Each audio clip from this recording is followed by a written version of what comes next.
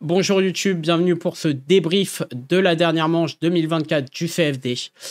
Beaucoup de choses à dire, on commencera par les loisirs, ensuite bien sûr les pros et ensuite les élites. On a beaucoup de choses à voir, déjà premièrement, dans un premier temps, week-end qui a été très dur en nuages, en pluie, avec pas mal de sorties, notamment une qualification élite. Mi-sec, mi-mouillé, des battles top 32 élite, mi-sec, mi-mouillé. Donc voilà, mais on va commencer par la catégorie loisirs, parce qu'en catégorie loisirs, il s'est passé beaucoup de choses. Enfin, entre guillemets, passé beaucoup de choses. On a eu la confirmation une fois de plus, et grâce à ce run, c'est lancé. Donc tout simplement, pouvoir pousser encore un peu plus. Excusez-moi pour le bruit. On voit le battle, on voit la qualification du champion 2024 loisir, mais celui qui a gagné sa troisième manche de la saison quand même, sur 4, Brian Roman. Quoi dire de mieux sur Brian Roman? Révélation de l'année, rookie de l'année, wildcard de l'année. Il y aura beaucoup de choses à dire sur Brian Roman, qui a clairement survolé ses qualifications avec un total de 97 points. Bravo à lui. Il a été incroyable. Que dire de plus de Brian Roman? Que l'année prochaine, il aura une nouvelle voiture et qu'on l'attend en catégorie pro de pied ferme, puisqu'il fait beaucoup de simu et je pense qu'il fait beaucoup de battles aussi en simu et qu'il va beaucoup s'entraîner. Mais on a déjà quelques petites informations sur sa voiture. Tout ce qu'on sait, c'est ce qu'il a dit en interview, on change de continent. Donc voilà. Donc on ne dira pas plus sur Brian. Félicitations à lui pour sa victoire au championnat de France. Clairement mérité, 3 sur 4, 4 podiums. Il n'y a clairement rien à dire. Forcément, on va parler du deuxième qui est tout simplement... qui a été impressionnant dès les essais. Elio Suraz. Donc le petit frère de Enzo. Je l'ai dit... il sort des gros déclenchements. Ce serait drôle que ce soit une américaine. Très gros déclenchement. Elio qui a été impressionnant sur tout le week-end. Je vous cache pas. Moi, je l'attendais. Je l'attendais cette balade entre Brian et Elio qui se tire la bourre tout le temps. Et là, qui sort un run très très propre en 225 avec la voiture de son frère, de toute façon. Donc E32JZ et qui a sorti un run mais incroyable. Il a fait une note de 93 au total. Il était attendu au tournant et il a répondu avec un très beau 93 et surtout je pense qu'on n'a pas fini d'entendre parler de lui l'année prochaine. Je pense que s'il aurait fait toute la saison loisir, il aurait donné du fil à retordre à Brian. Mais je pense que ces deux pilotes seront à suivre dans les années au championnat de France et ailleurs. Je parle de nouvelle génération parce que la moyenne d'âge du podium, les gars, dans le chat, vous êtes dans le chat, la moyenne d'âge du podium qui est incroyablement jeune, on est sur une moyenne de 18 ans de moyenne d'âge sur ce dernier podium loisir, qui sera le dernier podium de l'histoire du championnat de France de la catégorie loisir. Donc la moyenne d'âge est de 18 ans. Je regarde si on voit Cristiano Silva, le troisième, qui lui est arrivé avec une toute nouvelle caisse, genre monstrueuse, monstrueuse. Je cherche, on a eu Romain Monti qui était là également, qui s'en est très bien sorti avec Petrushka. Peut-être qu'il était avant Elio. Et voilà. Alors, on parle d'une E92, M3 E92, S50 Turbo, si je dis pas de bêtises, quand je suis passé de voir, c'est ce que tu m'as dit, qui venait d'avoir. Et il a sorti un très très gros run qui a permis de se classer 3e. C'est sa première sortie avec la voiture, si je dis pas beaucoup. Il est sur un circuit très technique, une petite roue dans l'herbe. Il a l'air généreux. Bravo à lui pour cette 3e place parce qu'il nous en a parlé toute la saison de cette voiture qui est préparée. On l'a vu aussi. Donc bravo à lui. Et encore une fois, aussi autre chose en dehors de la moyenne d'âge sur le podium. Moi, je tenais à dire que j'aimerais savoir, je sais pas, mais au moins sur les wildcards, je crois qu'il y a eu au moins 2 ou 3 manches où il y a eu des wildcards sur le podium. Bravo au championnat de France pour la sélection des wildcards. Là, c'est 2 wildcards sur le podium. Brian était une wildcard. Je crois qu'à Croix-en-Ternois, c'est une autre wildcard qui remporte la manche. bravo, parce que on a eu le niveau loisir qui s'est fortement élevé au fil des wildcards. On a vu des très beaux pilotes, on a découvert des très beaux pilotes cette année. Je pense que pas beaucoup connaissaient le jeune frère de Enzo, Elio, en dehors de la Drift Cup, bien sûr. Cristiano aussi, là, qui a fait forte impression avec une voiture qu'il maîtrisait à peine parce qu'il venait de l'avoir. On a le jeune Fabio Henriquez, si je dis pas de bêtises. Petit Fabio qui termine sur la deuxième marche du podium au terme du championnat loisir. On va venir au classement général pour parler aussi également des pilotes qui ont fait forte sensation cette année au championnat et qu'on va revoir l'année prochaine en catégorie pro, j'en suis sûr. Mais voilà, mais en tout cas, dernièrement, je trouve que la catégorie loisir est une dénicheuse de talent et on l'a clairement découvert là. Et c'est vraiment un plus, alors que je cherche le classement général final. Excusez-moi. Donc on a un classement général final avec un Brian Roman qui finit à 385 points. Très belle année pour lui. Fabio Henriquez qui finit deuxième. J'ai vu que sa E92 était en vente sur le Bon Coin et toutes les voitures que lui et son père. Il faut rappeler que Fabio Henriquez, son père, c'est Fabrizio Pires qui roule en catégorie pro et il cherche sûrement une nouvelle voiture pour l'année prochaine. Il y a des il y a des jeunes trucs, mais là déjà ces deux pilotes, il faut savoir qu'ils ont à peine 18-19 ans. Ils finissent aux 2 premières matchs des podiums. 3e place pour Jude Juncker, donc le patron de Zeknova, qui finit à une très belle 3e place. Salut Keishi, j'espère que tu vas bien. Donc bravo à lui. 4e, Etienne Moustache, qui est passé à 0,5 points, je crois, du podium général. Et aussi d'être sur le podium de Croix-en-Ternois, de Val d'Argenton.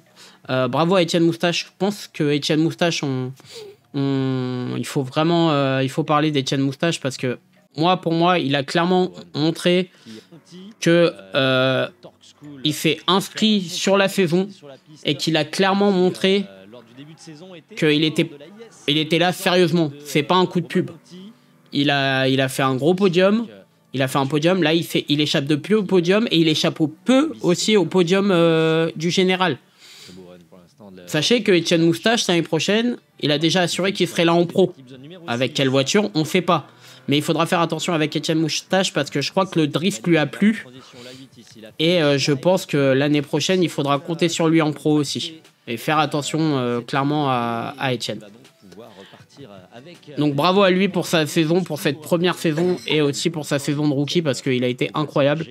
Et bien sûr, la 5e place pour Jérôme Le Petit, qui a été assez discret au cours de la saison, mais qui est un très bon pilote, qui a eu quelques problèmes avec sa voiture. Les battles, c'est pas la même mayonnaise, c'est sûr. Mais j'ai hâte de voir comment il va prendre ça au sérieux et tout. Et je parle de certains pilotes. Parce que la plupart des pilotes qui sont devant, quand on voit Brian Roman, il s'est fait petit. Bien joué, Babacar. Bien joué. Belle vanne. Concernant Brian Roman, Fabricio Henriquez, ils sont déjà habitués des track day et ont déjà fait des battles, que ça soit sur Simu ou en vrai. Et attention à les suivre en pro l'année prochaine. Elio et Cristiano, Elio, tout dépendra. Ils n'ont pas le droit à la double monde pour Elio. Tout dépendra s'ils trouvent une voiture pour l'année prochaine pour Elio Suraz. Ça se trouve peut-être que quelqu'un misera sur lui aussi pour qu'il soit en catégorie pro.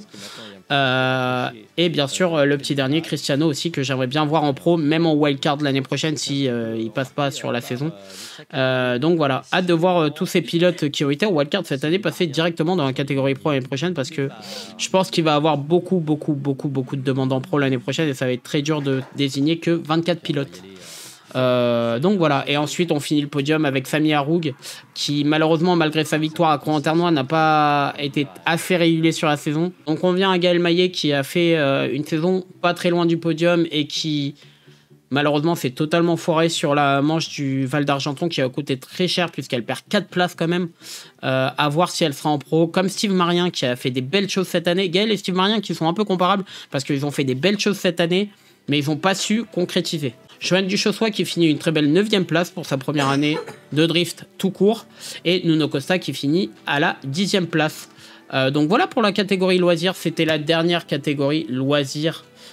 Gaël va s'inscrire en pro l'année prochaine, je pense. Steve Marien, ça reste à voir. J'aimerais bien le revoir aussi parce qu'il a pas...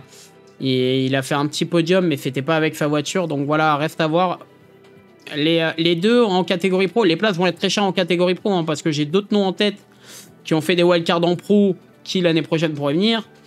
Donc on verra pour la catégorie pro. Mais en tout cas, concernant moi, les 5 que je vous ai dit, Keishi, clairement Gaël mérite. Hein, clairement Gaël mérite, bien sûr. Les 5 que je vous ai dit pour moi, que j'aimerais voir en pro et que pour l'instant... Je pense que l'année prochaine, ils seront en pro. Il y a Brian Roman, Fabioso Henriquez et Etienne Moustache. C'est sûr qu'ils seront en pro l'année prochaine.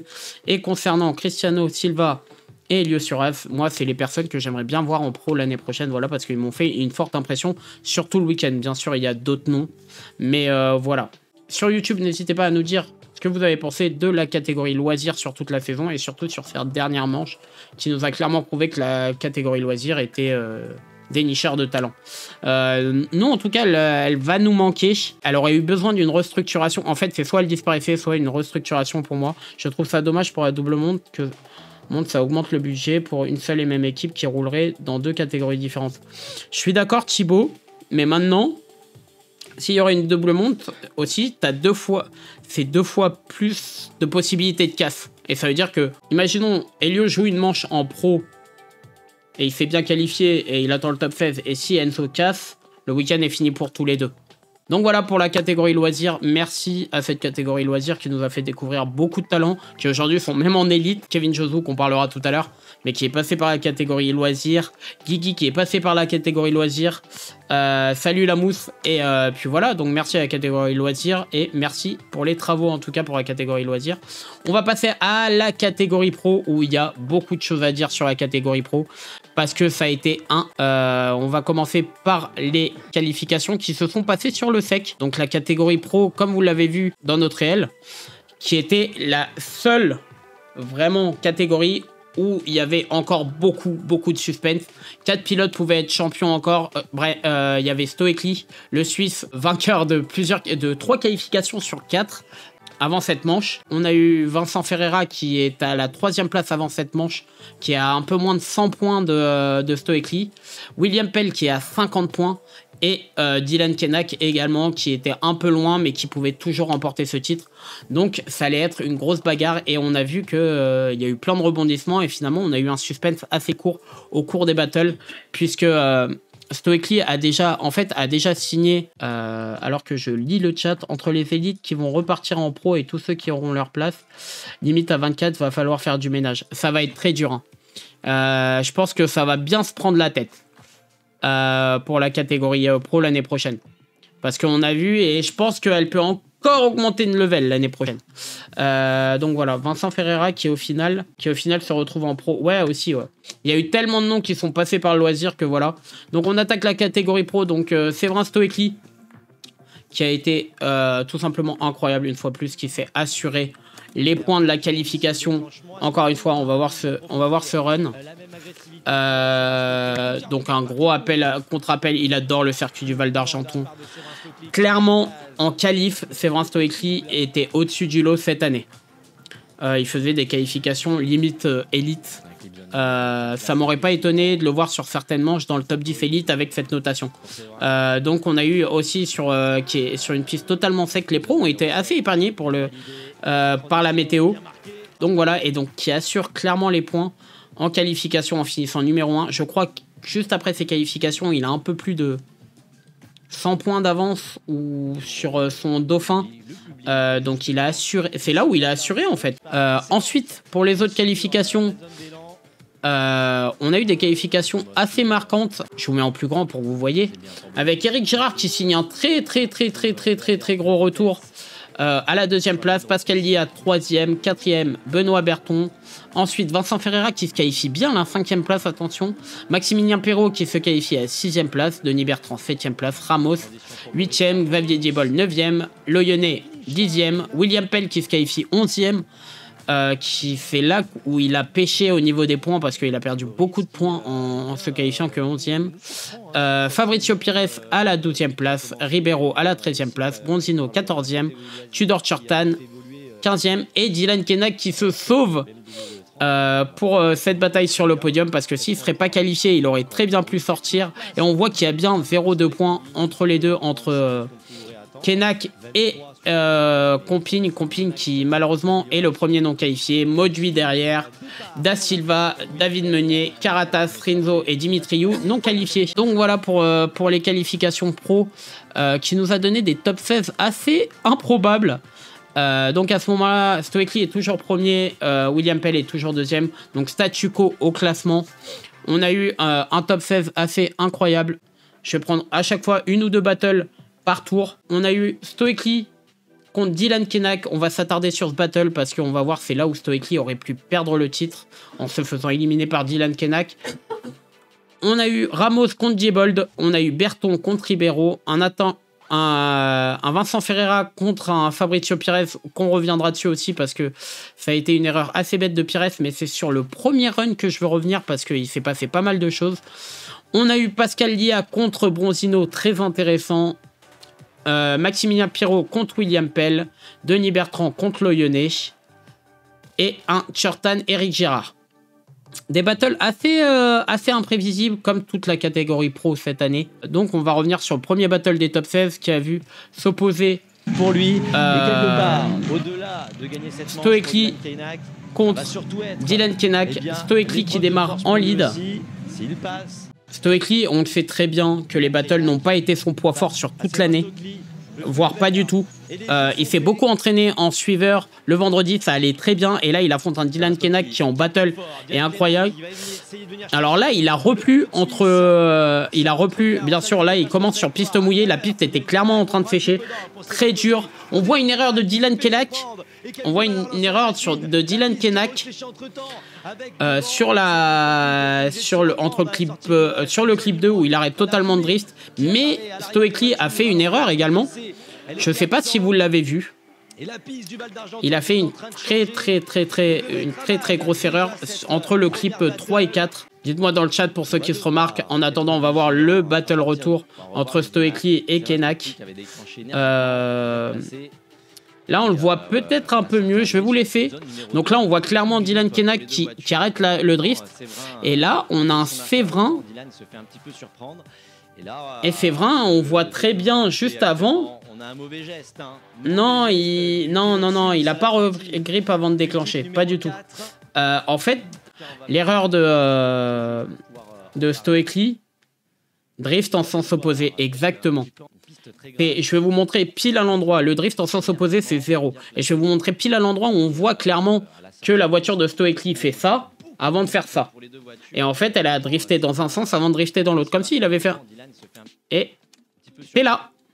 On voit très bien que la voiture fait ça avant de faire ça. Et donc, c'est un drift en sens opposé, donc double 0. Tout simplement. Donc, en fait, les juges ont très bien vu ce drift opposé. On le voit très bien sur ce ralenti. Et des fois, c'est là où vous voyez que les juges voient des trucs que nous, on ne voit pas forcément sur le live. Et là, ils l'avaient vu.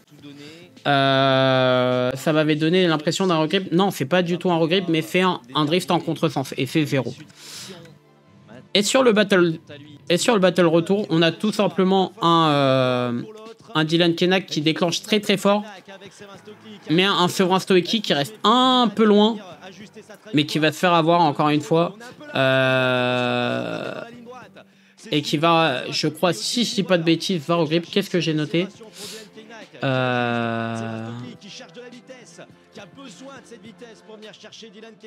Et Séverin Stoickley, ouais, qui a totalement sur la fin.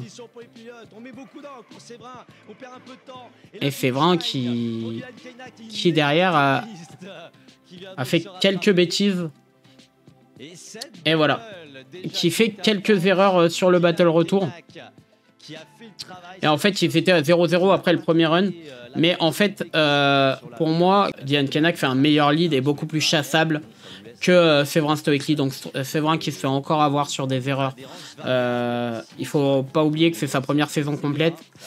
Et la piste n'était pas trop praticable aussi, donc Séverin, qui à ce moment-là sort du top 16 en n'étant pas champion, puisqu'il y a toujours William Pell, Vincent Ferreira qui peuvent être champions, Dylan Kenna qui était déjà un peu trop loin, je pense. Un autre qui s'est fait avoir, mais clairement, c'est Vincent Ferreira contre Fabricio Pirez. Vincent Ferreira qui commence très bien le run. Qui commence très bien son run. Juste derrière, il fait une erreur où pour moi, c'est un regrip. Évident, après, il met une roue dans la terre. Derrière, Fabricio Pirez, qui reste en attente un peu, qui se bagarre avec la voiture pour essayer de revenir dans les roues de Vincent Ferreira sur une piste toujours aussi dure. Et là, on a un tête à queue de Fabricio Pirez. Ce qu'il faut savoir, d'après le règlement, si tu ne contrôles pas ta voiture, même après la fin de la ligne et que tu fais un spin, c'est 0. Or, il y a eu un regrip de Vincent Ferreira tout au début du run. Là, on va le revoir au ralenti. Là, il déclenche très bien. Et là, il fait clairement un regrip. Et voilà, donc c'est double 0. Et on part pour le run retour. Là où Vincent Ferreira, et je vais vous raconter ce qui s'est passé, parce que Vincent Ferreira m'a raconté ce qui s'est passé tout simplement. Donc on part déjà, Vincent Ferreira qui part très loin de Fabricio, donc c'est vraiment très bête de sa part. Et voilà, on a un coup de raquette de Vincent Ferreira qui pourrait croire qu'il a loupé une vitesse et tout. Et non, en fait, ce qui s'est passé, vous avez dû le voir sur son live aussi. Il en a pas mal parlé en story. En fait, Vincent Ferreira n'a pas essuyé ses chaussures.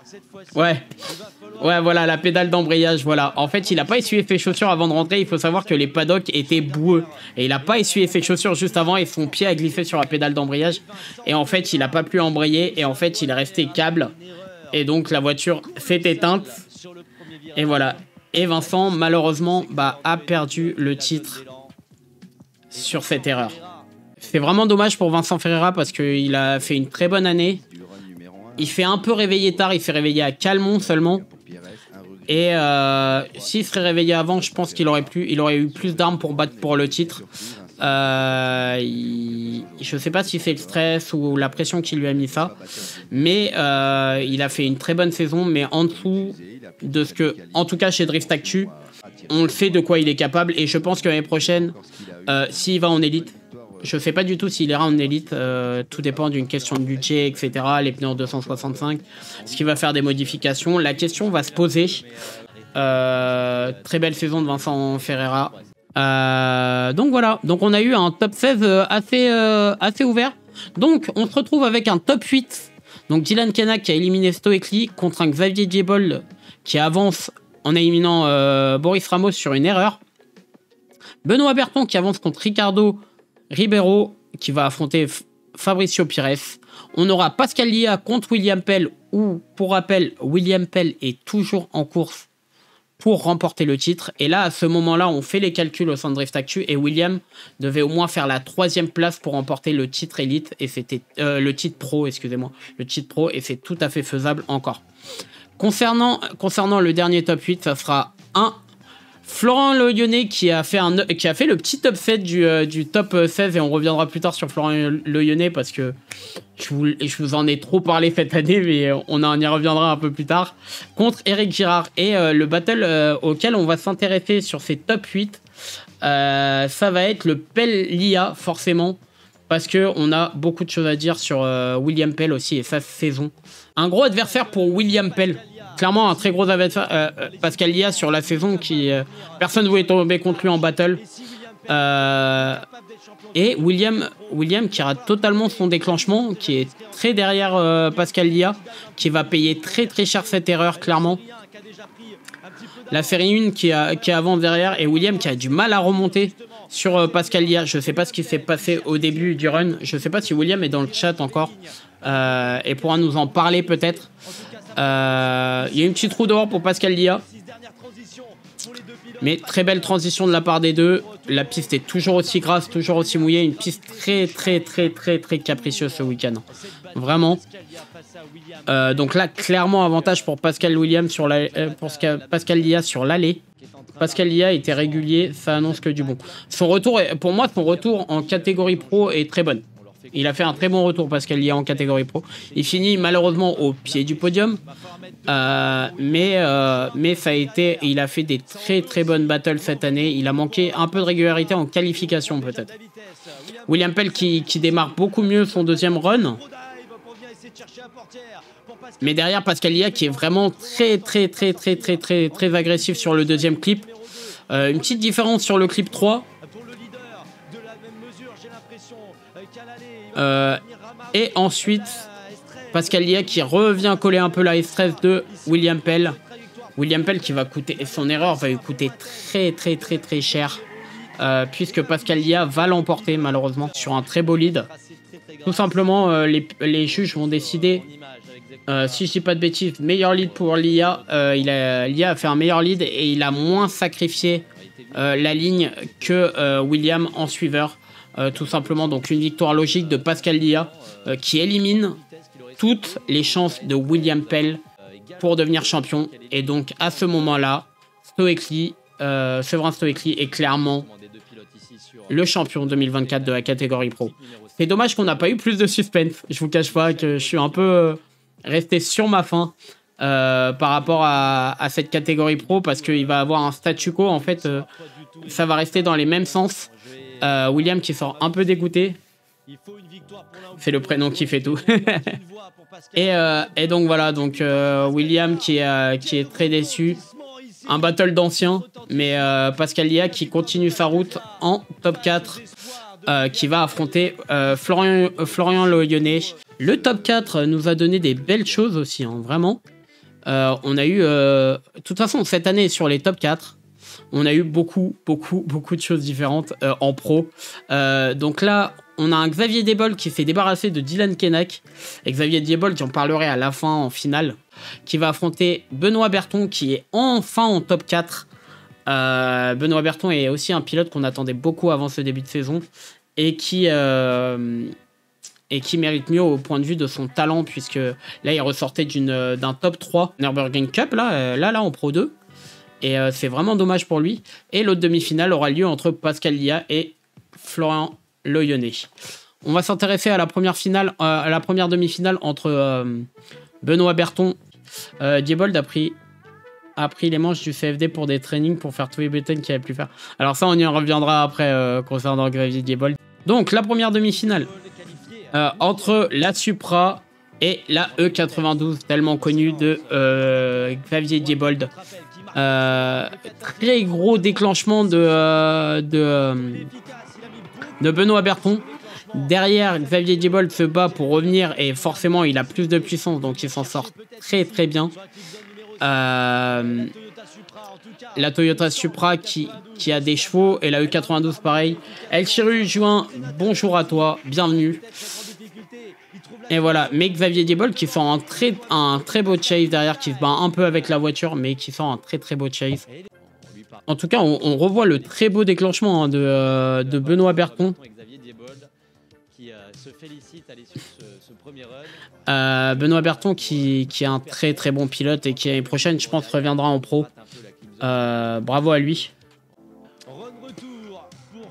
Run retour entre Xavier et Diebold. Xavier qui a une des voitures les plus puissantes, donc qui met clairement une vitesse à tout le monde. Et derrière Benoît Berton qui a un peu de mal et qui n'arrive pas à venir chercher Xavier Diebold, qui reste très loin. Il y a pratiquement pas de battle. Merci pour le follow. J'arrive tout de suite. Et donc qui creuse un peu l'écart, et on voit clairement qu'il n'y a pas de battle entre les deux. Hein. Là où Xavier Diebold était un peu plus proche, et Xavier Diebold qui est très content à la fin de son run. Et Benoît Berton qui le félicite. On voit clairement qu'il met une tempête au début à Benoît Berton, qui reste un peu dans les starting blocks. Et en gros, il n'y a pas de proximité, et c'est ça ce qui va coûter cher à Benoît Berton. Donc il n'est pas dans la proximity box, il n'y a pas de battle. Et c'est une victoire de Xavier Diebold. Elle a déjà parlé de la P1 au championnat de Stoecli, on en y reviendra après. Mais en tout cas, Xavier, bravo à lui, qui fait sa première finale en un an de drift, puisqu'il a un peu plus d'un an de drift lui aussi. Il roulait déjà un peu avant, mais c'est sa première année en compétition. Il avait une très grosse voiture. Il avait une très grosse voiture. Merci à Manolo, je sais kiffer. Manolo, bienvenue à toi. Bienvenue. Merci à vous pour les follow, les gars.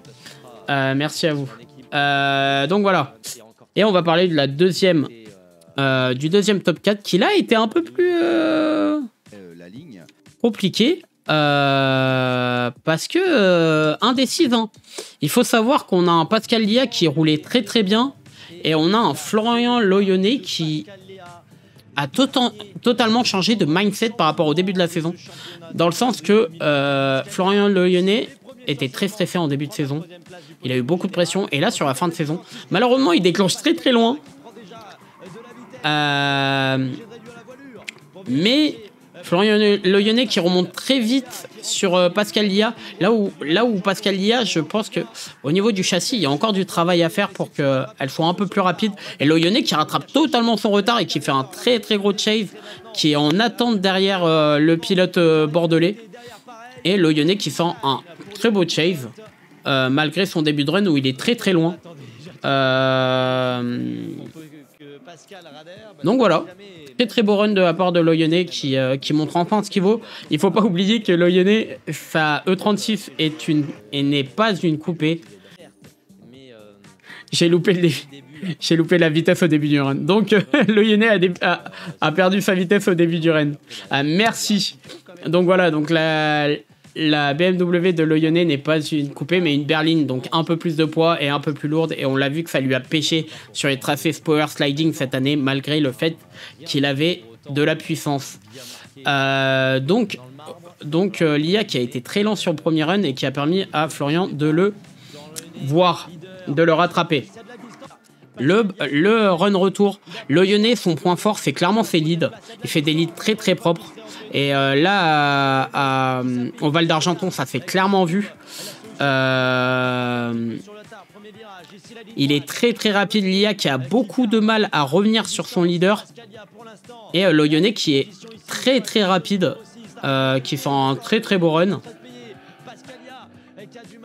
Et la piste qui commence clairement à sécher. Et Loyonnet qui arrive lui aussi en finale pour la première fois. La décision des juges, si je dis pas de bêtises, meilleur travail en suiveur de Florian qui fait sa ligne alors que l'IA sacrifie plus.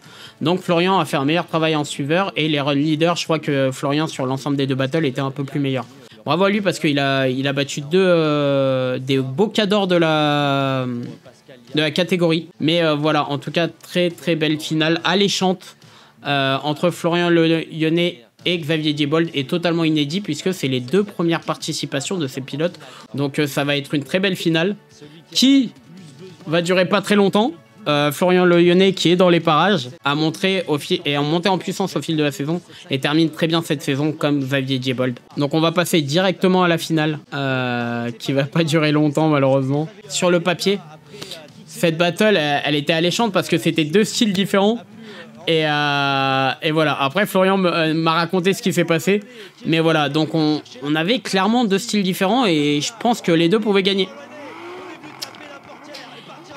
Et voilà ce qui s'est passé. Florian Loyonnet a cassé en venant au contact de Xavier Diebold. Alors ce qu'il faut savoir, en fait, le contact est pas violent, mais il est venu en butée. Et du coup, je pense que vous pouvez le revoir sur l'Insta. Je crois qu'ils l'ont mis sur l'Insta du CFD. Sur l'Insta du CFD, je crois qu'ils l'ont mis quelque part, si je dis pas de bêtises. Je sais plus s'il y est encore. Parce qu'on le voit clairement taper. Voilà. En fait, on le voit clairement taper avec la voiture en butée. Et en fait, c'est la voiture qui vient taper en but. C'est la roue qui vient taper et qui casse totalement tout. Et qui va laisser Loyonnet au milieu de la piste pendant que Xavier Diebold va dérouler. Xavier Diebold qui remporte sa première manche, toute compétition confondue de sa carrière, au terme d'une finale très courte. Donc voilà, donc Florian Loyonnet qui était capable aussi de montrer qu'il pouvait y aller à fond et qui a été un peu trop gourmand. Et d'ailleurs, son spotter lui avait dit casse tout et il a tout cassé. Donc voilà. Et Xavier Diebold qui sera assez étonnant à suivre l'année prochaine en pro, parce qu'il va faire office vraiment de joker. On va passer au classement général. Déjà, ce qu'il faut savoir en catégorie pro cette année, on a eu vraiment, sur 5 manches, 5 podiums différents. Donc c'est quand même quelque chose de ouf. La catégorie pro qui a réservé vraiment, moi qui m'a régalé tout au long de la saison, qui a... On peut aimer ou pas aimer, clairement, la catégorie pro est clairement en dessous du level de la catégorie élite. De séparer les deux, c'était très bien. Ça s'est vu sur la saison. On a eu un très beau championnat avec du suspense. On a eu des profils différents, des voitures différentes, beaucoup moins de chevaux, des battles serrés, pas serrés, beaucoup plus d'erreurs dans les battles. Et moi, c'est ce qui fait le charme de la catégorie pro, parce qu'on a eu des vainqueurs différents. On a eu plein de choses différentes. On a découvert beaucoup de nouveaux pilotes dans la catégorie pro. Bien sûr, donc, le vainqueur, donc statu quo de avant la première manche à la dernière manche de Severin Stoecli, qui reste le leader du championnat au fil de la saison, qui a chopé au premier run le championnat et qui après a totalement continué, même si son écart s'est fondu sur William Pell, qui fait un très bon vice-champion pro, une victoire à Calmont, des très belles battles, un autre podium si je crois bien au Val d'Argenton ou à Croix-en-Ternois, je me rappelle plus trop, mais en tout cas on a eu un William Pell incroyable et qui l'année prochaine monte en élite, comme Vincent Ferreira d'ailleurs, qui finit à un peu plus de 100 points de Severin Stoecli, sans faire un podium, donc bravo, en faisant un podium, excusez-moi, à Vincent Ferreira. Et 4e place pour Dylan Kenak, donc qui reste à la 4e place. Pascal Lia finit 5e. Ces 5-là sont étaient vraiment au-dessus du lot au cours de la saison, beaucoup plus réguliers. Félicitations à eux. 6e place pour Xavier Diebold et 7e place pour Florian Loyonnet. La dernière manche leur a fait clairement monter d'un step, je crois, puisque Loyonnet était en dehors du top 10 et Xavier Diebold n'était pas très loin du top 10 également, ou était dans le top 10. Grosse chute pour Thomas Comping, mais qui reste sur une très bonne saison, hein, Thomas Comping. On est quand même sur 2 podiums de la part du pilote de l'équipe Team Homemade. L'année prochaine, je pense qu'on devrait le revoir. Alexandru Dimitriou, on devrait le revoir l'année prochaine aussi. Après sa victoire à Croix-en-Ternois, qui a réalisé une bonne performance à Croix-en-Ternois, et après qui est descendu petit à petit. Et Tudor Shortan, qui est 10e du classement. Le plus jeune pilote de la catégorie, qui a montré de très belles choses, mais qui fait encore quelques erreurs en battle. Bravo à la catégorie pro cette année de nous avoir fait un aussi beau spectacle et un aussi beau suspense au cours de l'année. Ça nous a permis de découvrir de beaux pilotes. Et l'année prochaine, je pense qu'on va revoir quelques visages. Xavier Diebold, Loyonnet, j'aimerais bien, même pour une wildcard. Pour vous dire tout, Florian Loyonnet va être papa pendant l'intersaison. Donc ça serait tout à fait normal qu'on ne le voit pas l'année prochaine. Beaucoup d'amour sur lui et félicitations à lui pour sa saison et on espère le voir l'année prochaine quand même. Je sais qu'il va faire beaucoup de changements sur la voiture s'il revient dans un an. Il reviendra en catégorie pro et là ça sera pour prendre le titre, donc bravo à lui. Xavier Diebold, attention à lui, il progresse très très vite. Il faut savoir que sur l'année, Xavier Diebold a roulé énormément roulé. Il m'a dit pendant l'interview, là où il pouvait rouler, il a roulé. Il a fait beaucoup de roulages différents. Tous les roulages sur sec, il y était de la partie. Il a fait la Nürburgring Cup. Il va partir en Espagne, si je ne dis pas de bêtises. Attention à l'évolution de Xavier Diebold, parce que la E92, il commence à la maîtriser sur certaines phases. Et attention à lui pour l'année prochaine. Pour l'année prochaine, je pense à d'autres pilotes aussi en catégorie pro ou pas. S'ils vont aller en catégorie pro ou en catégorie élite direct, je pense à Stéphane SD qui pourra arriver en catégorie pro et qui fera office clairement de favori l'année prochaine. Attention à certains pilotes en catégorie pro, parce qu'on pourra avoir des surprises l'année prochaine. Notamment en Alsace aussi, il y a la Team Homemade qui sera de retour avec Thomas Comping, Anthony Brosino qui prépare un très gros 1JZ pour avoir plus de chevaux, c'est ce qui lui manquait sur la saison. Donc wait and see pour la catégorie pro. Et j'ai vu passer un message dans le chat, c'est Snow qui l'a dit. Pourquoi pas une catégorie pro à 32 pilotes? Pour moi, ça aurait du sens. Pourquoi pas un top 32 en catégorie pro? Pour moi, ça aurait du sens. Maintenant, c'est pas entre nos mains, c'est entre les mains du CFD. Mais bravo à la catégorie pro pour cette année et hâte de voir pour l'année prochaine parce qu'elle risque d'être encore plus relevée. Voilà pour la catégorie pro. J'en profite, on fait une toute petite pause avant les qualifications élites parce que là, on a beaucoup de choses à dire sur les qualifications élites. N'oubliez pas de nous follow sur Twitch, sur Instagram et sur YouTube. N'oubliez pas de liker, partager, commenter et également, si vous voulez nous soutenir, de vous abonner à la chaîne Twitch, d'activer la petite cloche, de mettre un petit sub et aussi également de vous hydrater avec Oli. Voilà, Oli, notre partenaire qui va nous suivre pour la saison prochaine également. Donc voilà, donc merci à vous pour votre soutien, pour les subs, pour les follow et tout. On est de plus en plus nombreux. N'oublions pas qu'on va bientôt atteindre, on espère atteindre les 20K bientôt sur Insta et les 10K sur YouTube et pourquoi pas les 50 subs sur Twitch, voire les 100 subs sur Twitch. On espère. Merci à vous. Et puis on passe à la catégorie élite. La catégorie élite qui a été entre le semi-pluie et semi-sec. Et on a eu quelques surprises, notamment en haut du classement, puisqu'on a eu tout simplement la très belle victoire de Monsieur Benjamin Boulbès. Ça faisait très longtemps. Je fais une petite aparté, parce que là, on va le voir sur le live. Benjamin Boulbès, le 7 fois champion de France, qui a remporté les qualifications au cours de son premier run sur du sec. Et on va juste voir ça. Voilà, et il s'est fait très peur sur le clip 2. Et là, il relance. Et voilà. Le live a été coupé. Sur le week-end, à cause de la météo, il y a eu plusieurs problèmes de live. La météo était très dure. Le Val d'Argenton, c'est un no man's land, il n'y a rien autour. Donc, en fait, nous-mêmes, on avait beaucoup de mal à faire des stories, à faire des trucs. Il n'y a pas du tout de réseau là-bas. Le CFD savent que c'était compliqué pour le live, etc. Je pense qu'ils savent ce qu'ils ont à faire, etc. Donc voilà, mais ça a été très dur sur tout le week-end pour le live, contrairement à d'habitude où c'est un peu plus fluide. On a eu beaucoup d'attentes sur la piste également, puisqu'ils voulaient le mettre pour continuer les qualifications. Et donc voilà. Concernant Benjamin Boulbès, malheureusement, on ne peut pas revoir son run, puisque le live a coupé à ce moment-là. Je crois que ça a été l'un des derniers runs de sec.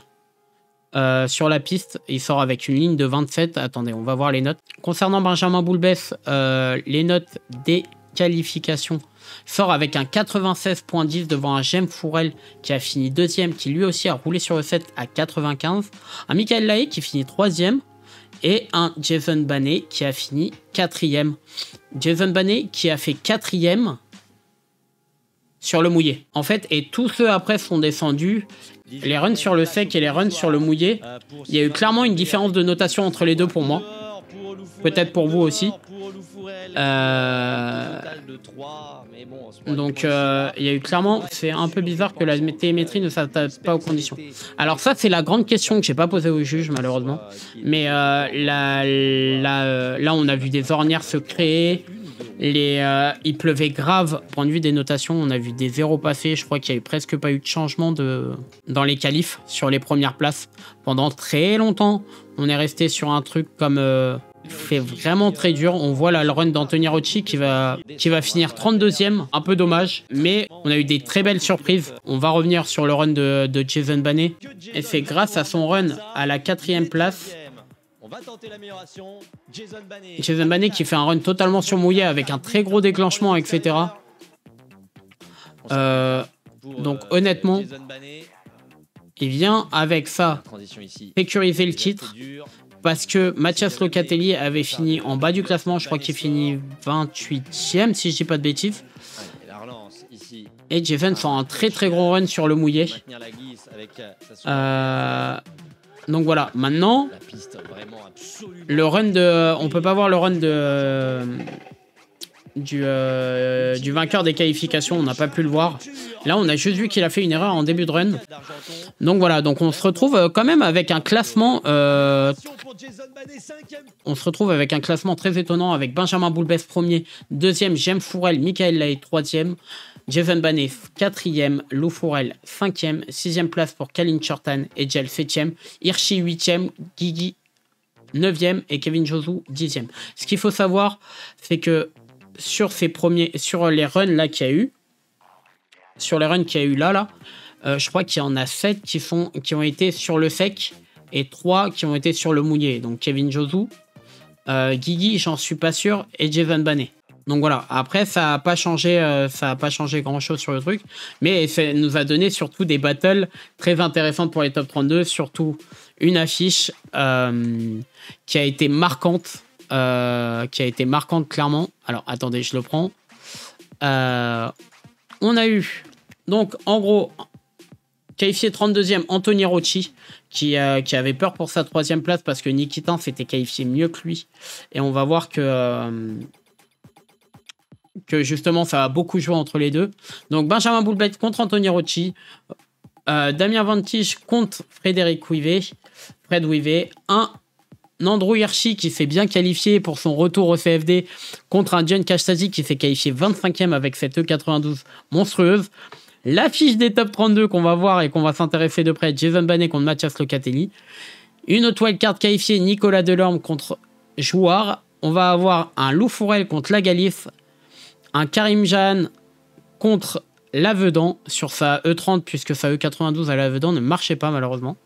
Un Michael Laye contre Sofiane Yaezid, un Ben Vavasseur contre Axel François qui a roulé avec la voiture d'Éric Girard ce week-end, un Kalin Chortan contre Laurent Nikitin, un Jocelyn Janin contre André Silva, qui ça aussi était une très belle battle, Edgel contre Fred Adam, Kevin Josu contre Hugo Costa, Enzo Suraz contre Jérôme Esteban, la très beau battle aussi sur l'affiche, et ensuite un Jem Fourel contre un Philippe Ferreira. Bien sûr, le battle qui va nous intéresser sur la première des manches, c'est tout simplement le battle entre Jason et Mathias Locatelli qui à ce moment-là n'avait plus rien à jouer, puisque donc Mathias Locatelli qui déclenche juste derrière Jason Banet. Ils font à chaque fois le jeu et ça va extrêmement rapide entre les deux. Petit contact de Mathias Locatelli derrière Jason Banet qui bronche pas comme d'habitude dès qu'il a un contact. Et Jason Banet qui continue à avancer. Mathias Locatelli qui met un peu d'angle très vite. Cette F15 ne pardonne pas du tout. Et juste derrière, Mathias Locatelli qui revient sur Jason Banet. Et voilà, mais très beau run aller entre les deux qui ont clairement fait le show. Mathias Locatelli qui voulait clairement la portière de Jason Banet. Bravo à eux, hein. Bravo à eux. C'est un très beau travail encore une fois. Et de toute façon, à chaque fois qu'ils s'affrontent les deux, il va avoir de la fibre de café. Le run retour qui va être un peu différent, voire beaucoup. Avec Jason qui part en chase cette fois-ci, et Mathias Locatelli qui fait ce battle est très important pour lui pour la 2e place, il faut pas oublier. Et c'est parti. Alors avec Mathias Locatelli qui démarre en lead, en chase Jason Banet qui déclenche très fort, et Jason qui avait beaucoup d'angles, mais alors je pense que sur le sec, ça serait passé. Sur le mouillé, ça passe pas. On l'a vu l'année dernière, ils ont essayé de tenter des trucs. Et donc, en fait, tout simplement, Jason se fait éliminer. Il continue quand même à drifter, mais Mathias Locatelli bat pour la première fois de sa carrière Jason Banet. Et ça, c'est... Malgré que ça soit que c'est plus Jason qui a perdu cette battle que Mathias l'a remporté, c'est quand même un gros point sur cette saison. Que Mathias ait gagné contre Jeven, ça reste une chose importante dans cette saison du championnat de France, même s'il n'y avait plus à jouer, le vibreur et la flaque. Sinon, sur sec, je pense que ça serait passé. Mais bon, pour moi, c'est une très belle victoire de Mathias Locatelli et ça va prouver sur la suite du top 32. Je voulais parler également du battle entre Axel François contre Ben Vavasseur. Elle marche bien, l'auto de Eric Gérard. Oui, bien sûr, elle marche très bien. C'est une 46, ça marche très très bien. Mais moi, ce que je voulais parler, c'était surtout de la saison de Axel François. 4 voitures différentes, il finit à 6e place du classement général. Il fait une saison catastrophique d'un point de vue mécanique, je l'ai dit. Mais d'un point de vue pilotage, ça nous a fait tellement plaisir de le retrouver comme ça. Couteau serré entre les dents. Voir ce qu'il peut faire avec une voiture qui marche. Voir ce qu'il peut faire avec n'importe quelle voiture. Il a fait 4 châssis différents. Il a été performant avec les 4.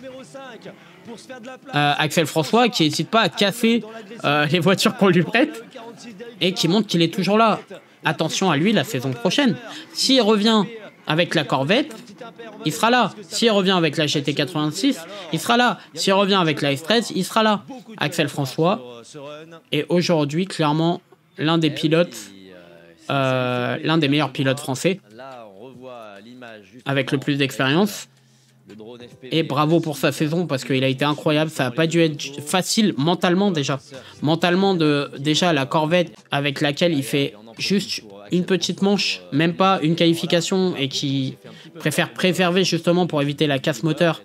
Qui derrière avec les GT86 qui arrivent et qui continue à faire ça. Ensuite, à la F13, son choc à Ferropolis aussi également, avec ses GT86 là qui sont malheureusement indriftables, inconduisibles.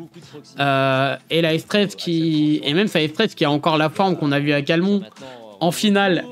Et là... là, il est avec la voiture d'Éric Gérard. Ce pilote est tout simplement fantastique. Donc, félicitations à lui et hâte de le voir l'année prochaine. Et hâte de voir ce qu'il va faire en intersaison. Bravo à lui. Et donc là, sur ce battle-là, il va avancer en top 16. Ben Vavasseur, attention à lui l'année prochaine. Ça sera un des pilotes à suivre l'année prochaine. Donc voilà, le run limite en pleurs. Tellement il souffrait à l'Iron, c'était ouf. Ouais, c'est clair. On le voit en vidéo et tout. D'ailleurs, très grosse réalisation cette année sur sa chaîne YouTube. Le média qui lui a fait toute la saison, Edem Vision, a été incroyable sur toute la saison et lui a fait des très très belles vidéos YouTube. Donc voilà pour Axel François, bravo à lui. Et donc voilà, donc on avance vers les top 16.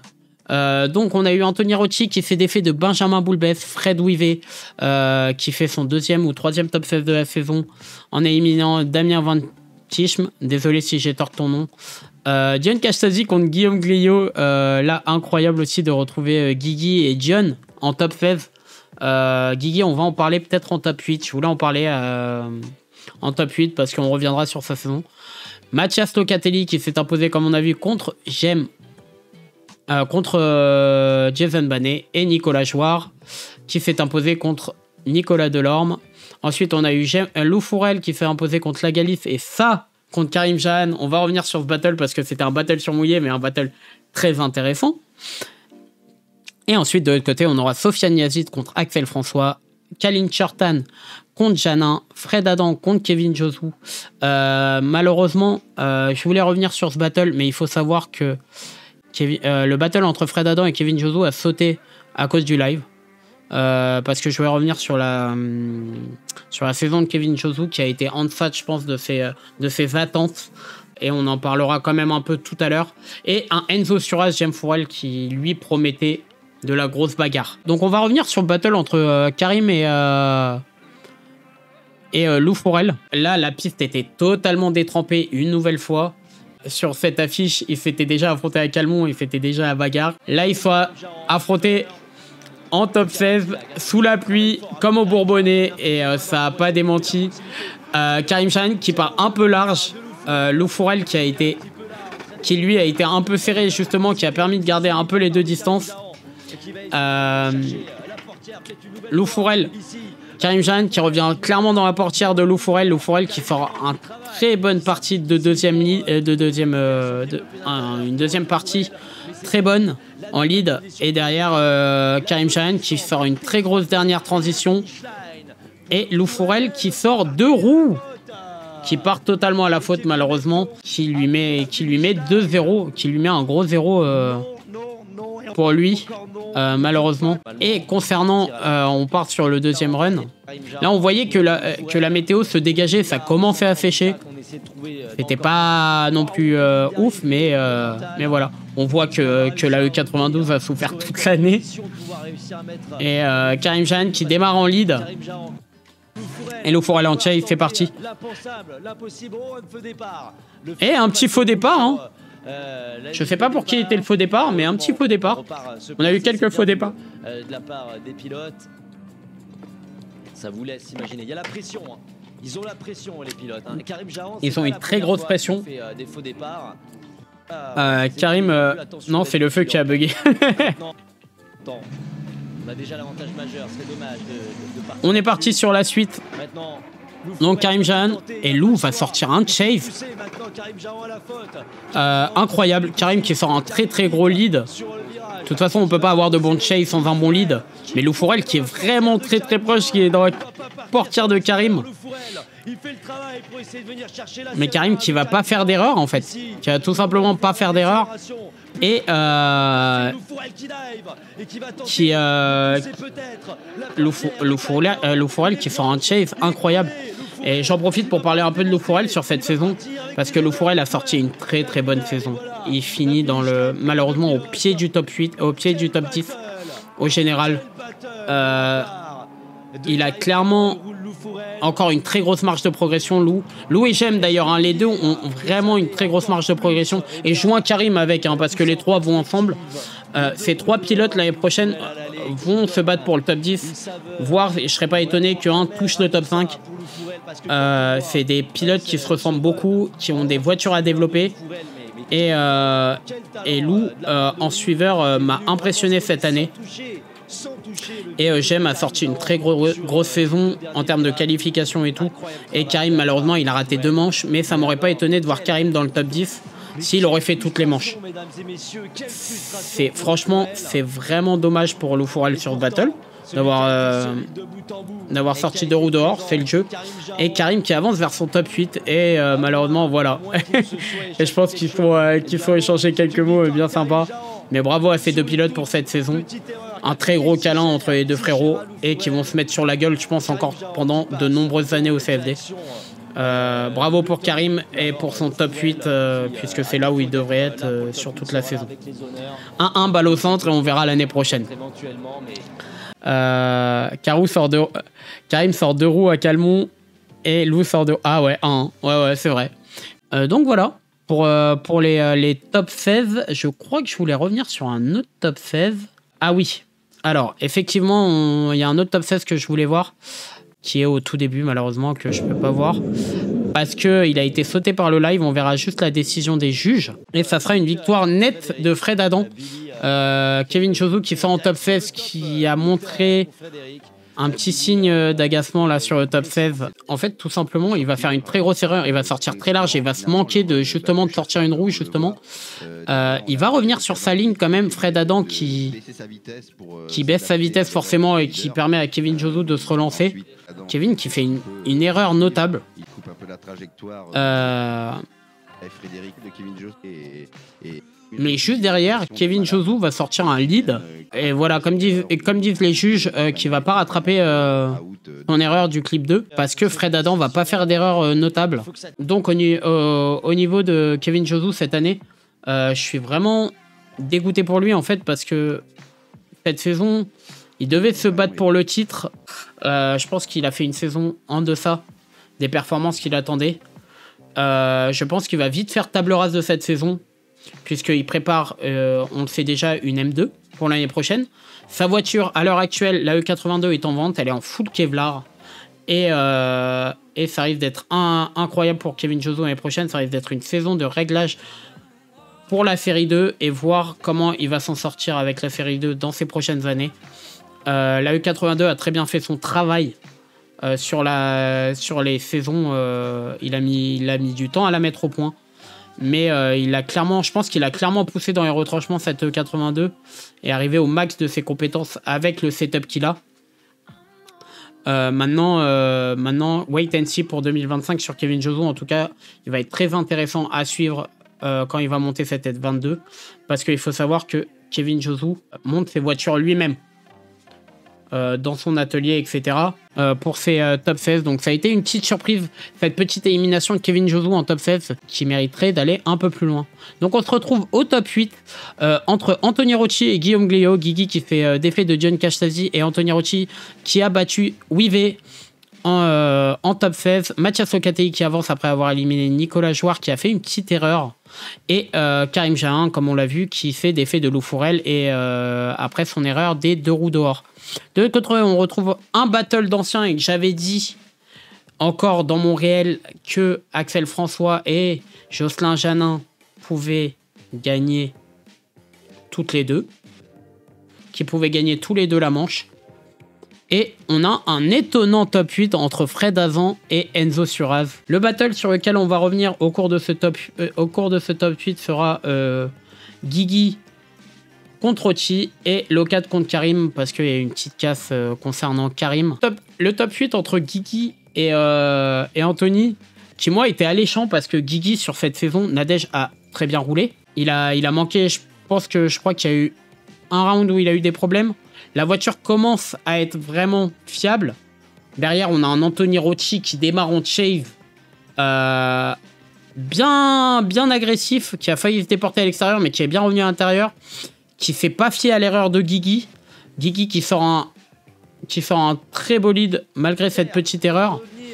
Et l'erreur au clip juste derrière de Guigui et Anthony Rocci qui accélère et qui fonce vers le top 8. Je voulais revenir à Guigui et je vais parler aussi, je compare deux pilotes, je vais mettre deux pilotes ensemble, que ça soit Guigui ou Wivé, deux pilotes avec des châssis qu'on n'a pas l'habitude de voir et je pense qu'on a beaucoup de chance d'avoir ces châssis au CFD parce que c'est des châssis très bons pour le drift qui ne sont pas assez utilisés parce que chers. Et je pense qu'on n'a pas fini d'entendre de parler de ces deux-là l'année prochaine, que ça soit avec la R32 ou la R33. Guigui est en train de mettre au point Nadège. Il continue à faire des avancées avec Nadège. Je pense qu'il n'est pas arrivé. Il manque encore peut-être de la perte de poids, etc. Et pareil pour Wivé, lui qui manque de puissance et qui, là, grâce à son nouveau partenaire, pourra... donc attention à ces deux pilotes qui deviendront dangereux au cours des prochaines saisons, que ce soit Guigui ou Wivé qui est sorti en top 16. Voilà. Effectivement, Wivé qui a pris des conseils de la part de Martin Richard Aaron et je pense qu'il reste des trucs à faire concernant ces deux pilotes avec leur voiture.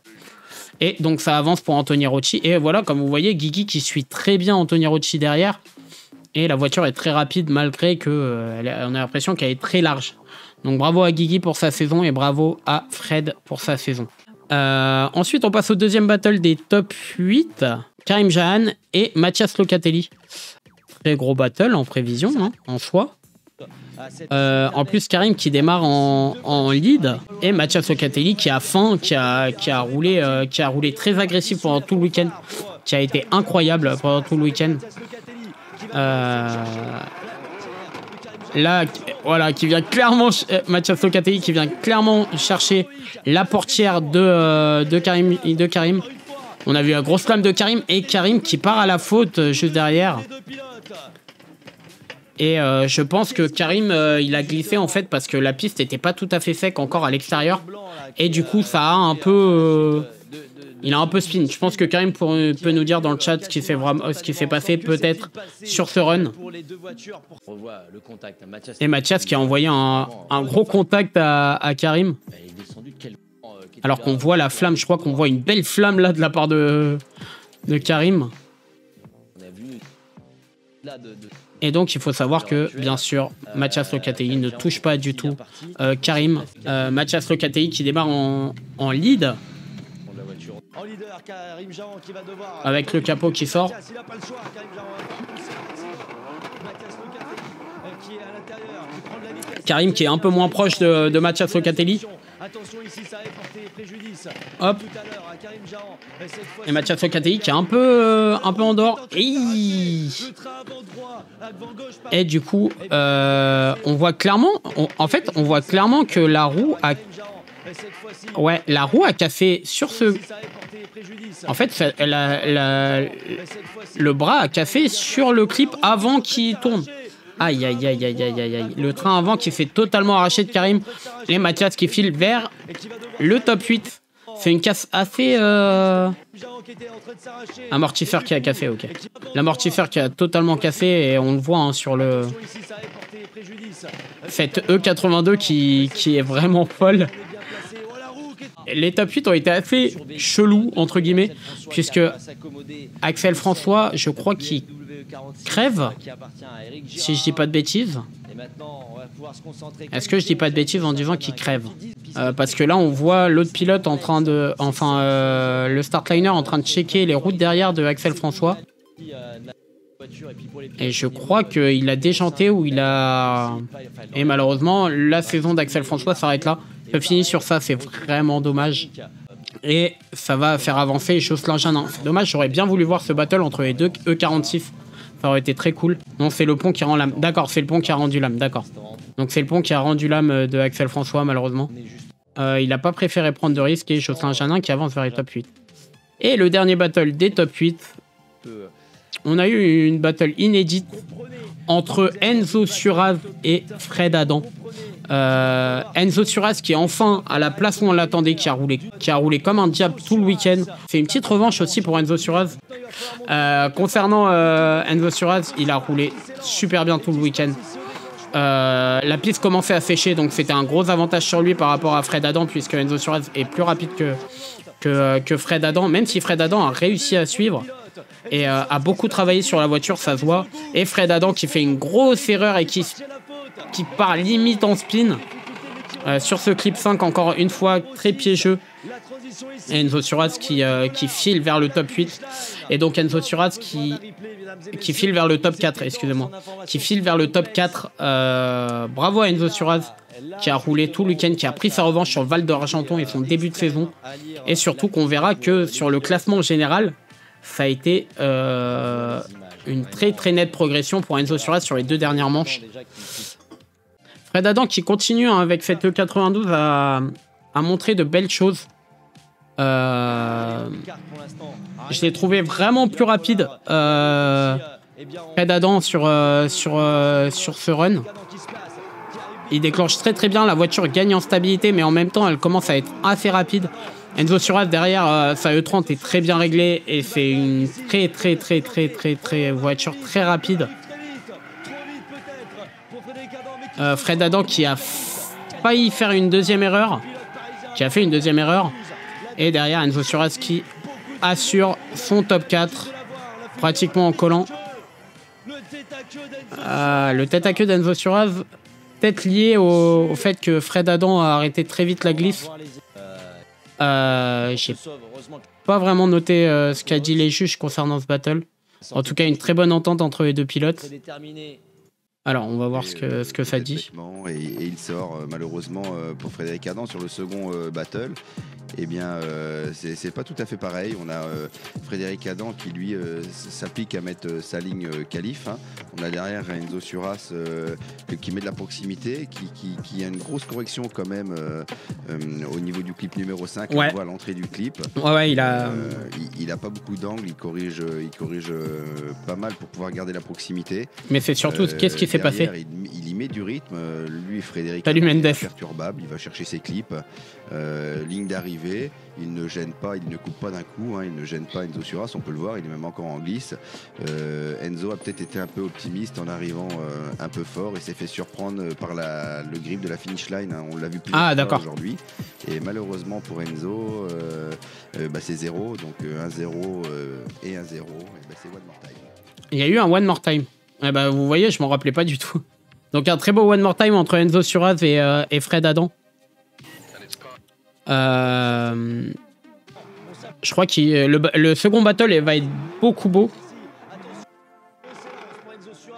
Enzo Suarez qui déclenche très fort. Fred Adam qui prouve une belle proximité avec cette E92. Enzo Suarez a très très bien géré son lead. Derrière Adam qui fait un très... qui arrive très vite dans l'angle de la E30. C'est un très très beau battle que nous a assuré là les deux pilotes. Entre les deux, ça s'est bien castagné. Allez, c'est parti. Enzo Suarez en chase, Adam en lead. Adam qui fait une petite erreur. Enzo Suarez qui vient chercher la proximité directe, qui est clairement dans la portière d'Adam, encore plus que Adam l'était dans le premier run. Et une roue dehors pour Adam qui va lui coûter peut-être un peu cher. Et derrière, Enzo Suarez qui vient très bien transitionner. Bravo aux deux pilotes. Ça, en tout cas, le One More Time qui a été très bien. Hein. Alors après, on va passer au top 4, les gars. Et au top 4, il va falloir être sérieux. Parce que les juges n'ont pas été d'accord. Ils ont donné des vainqueurs, mais ils n'ont pas été d'accord. En tout cas, les deux pilotes qui ont l'air de super bien s'entendre, ça fait plaisir, hein, vraiment, que les deux pilotes ont l'air de super bien s'entendre. Et Enzo Suarez qui passe en top 4. Bravo Enzo Suarez pour ce top 4 qui mérite enfin. Et donc, en fait, ça fait jouer à la fluidité entre Fred Adam et Enzo Suarez. Beaucoup plus de corrections pour Fred Adam, malgré que ça soit un battle très très beau. Ça fait jouer aux corrections. Et bravo aux deux pilotes et Fred Adam, sur qui on va devoir faire attention en 2025, puisque la E92 a l'air vraiment de mieux en mieux marcher. Alors, on va passer en top 4, les gars. Et là, j'aimerais bien avoir votre avis sur battle entre Mathias Locatelli et Anthony Rocci. Parce qu'il y a beaucoup de choses à dire, encore une fois, hein, entre les deux. Je vais voir ce que j'ai noté. Voilà. Donc, appel contre appel, Anthony Rocci qui commence. Derrière, on a un Mathias Locatelli très oppressant. Juste derrière, très belle proximité, comme ils nous ont déjà... une super battle qu'ils nous ont déjà proposé cette année entre les deux. Anthony Rocci qui se défait pas du tout et qui continue son... Et là, on a cette fameuse erreur de Mathias Locatelli.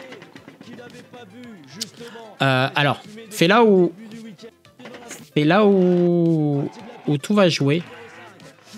Parce que on a une fin de tracé où Anthony Rocci mord un peu pour faire la transition et ça étonne Mathias Locatelli qui lui sort. Donc là, on est face à un petit truc assez tricky que les juges, où ils vont pas être d'accord, où les juges vont pas être d'accord encore. Je crois que c'est le...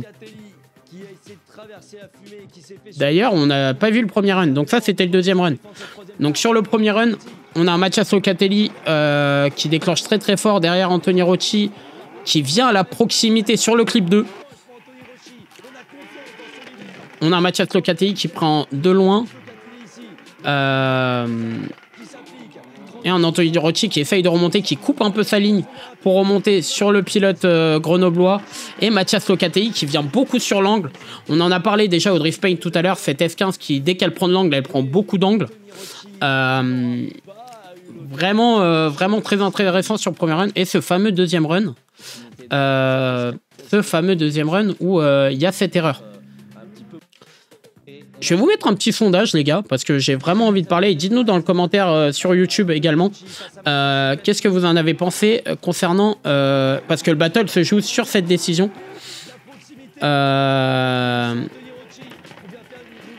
Sur cette décision, il y a 2 points de vue très différents de la part des juges, où ils ne sont pas d'accord,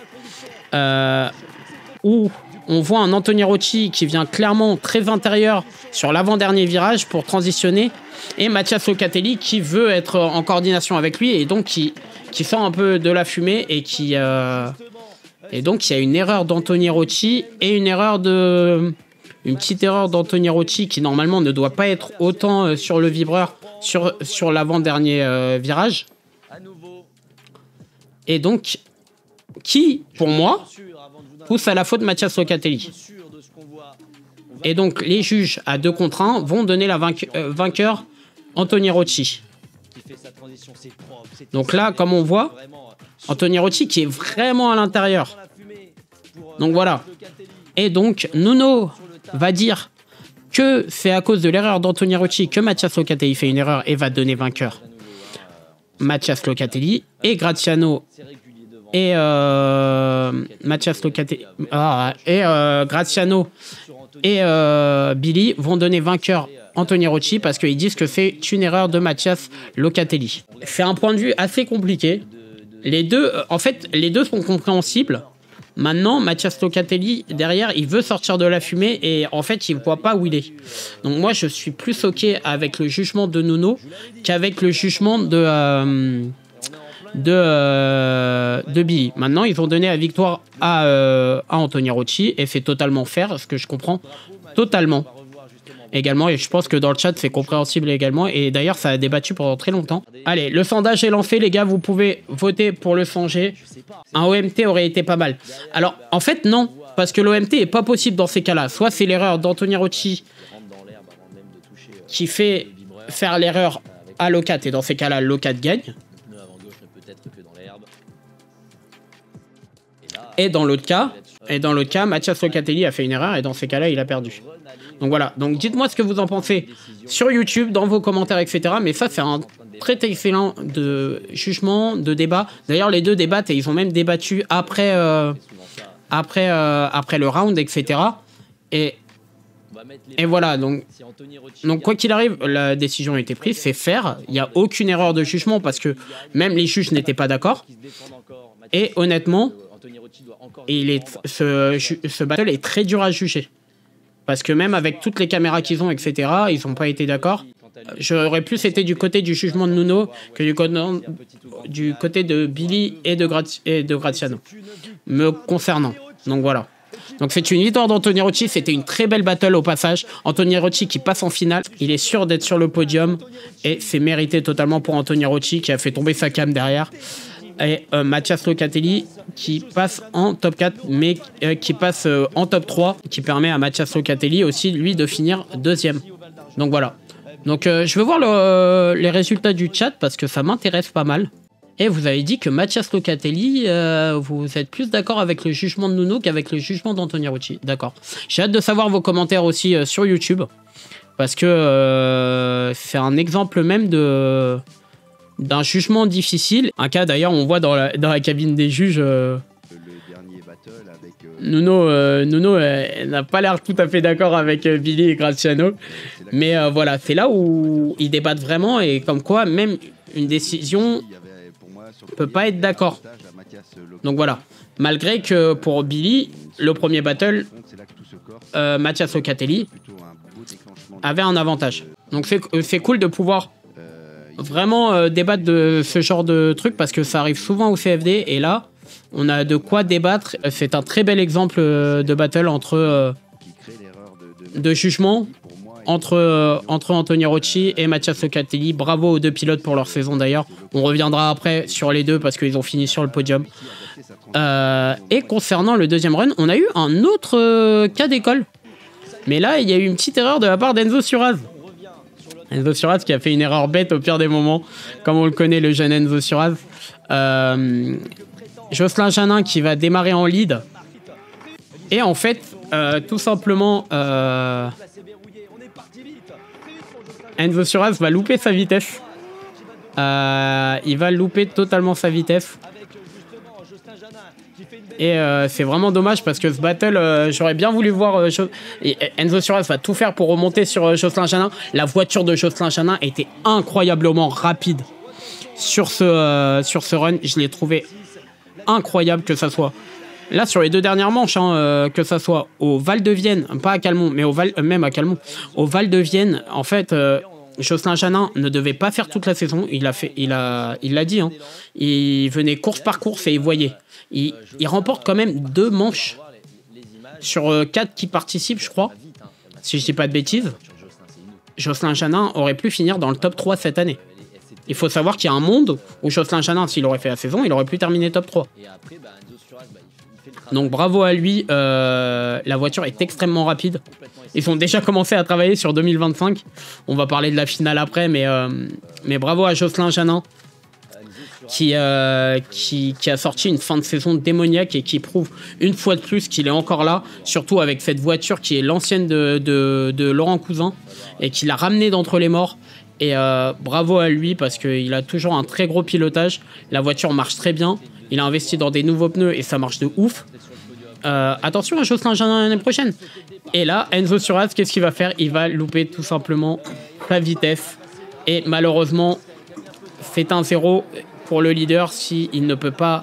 En fait, le règlement veut que le leader parte à fond et qu'il ne loupe pas de vitesse. Donc, malheureusement, Enzo Suarez va prendre un 0 et va perdre cette demi-finale. Et Jocelyn Janin, surtout en chase, est encore incroyable.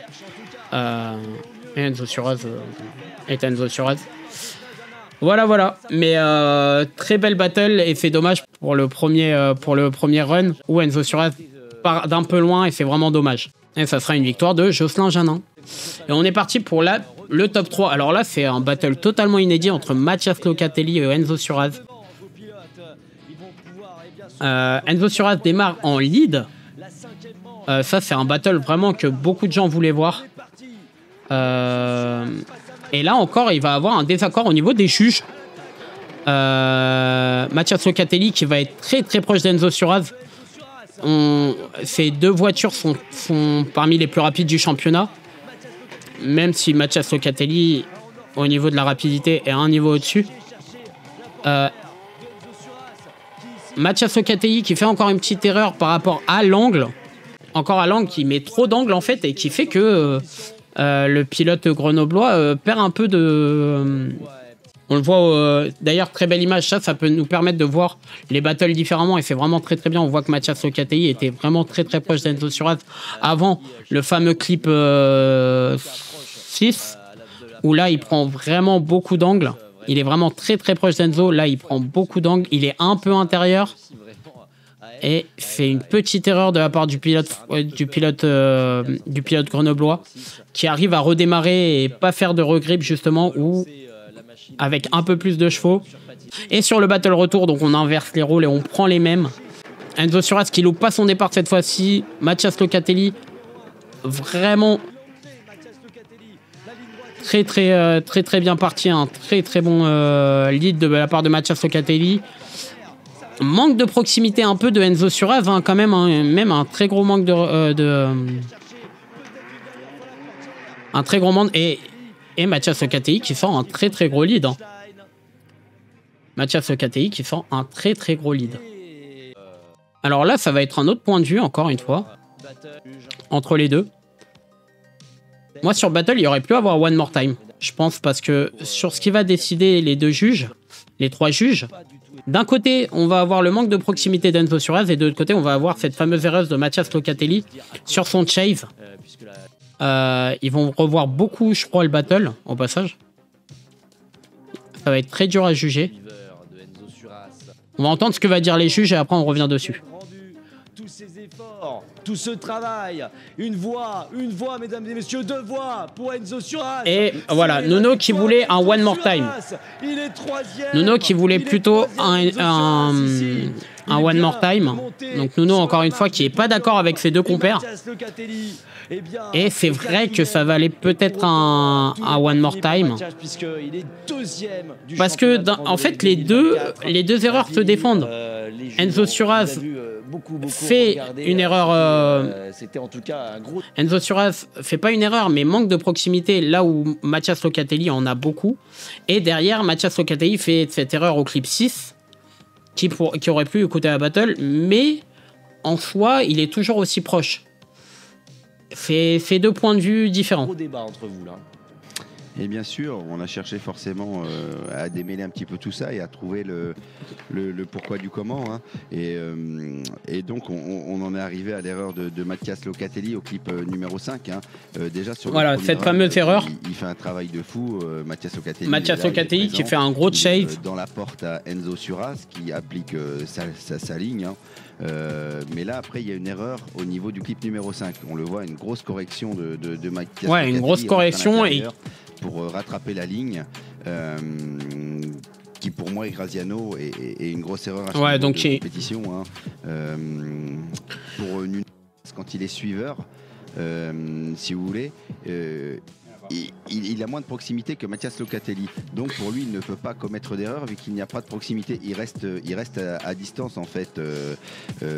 Alors concernant ça, le manque de proximité d'Enzo Suarez, est-ce que c'est pas le fait aussi que Mathias Locatelli soit très rapide? Alors il est pas non plus à 10 km, on est d'accord. Hein. Mais il est derrière. Mais pas non plus en fait, les deux jugements se valent. Clairement, les deux jugements se valent pour moi. Après, ce qui peut arriver, ce qui peut se passer, et voilà. c'est que quand on a un comme dit, comme dit Billy, et bien on prend pas de risque sur le deuxième pour pas se retrouver enfermé. Alors après, sur la fin, il est quand même hors ligne, Enzo Suarez. Hein. Il est complètement à l'intérieur sur le dernier clip.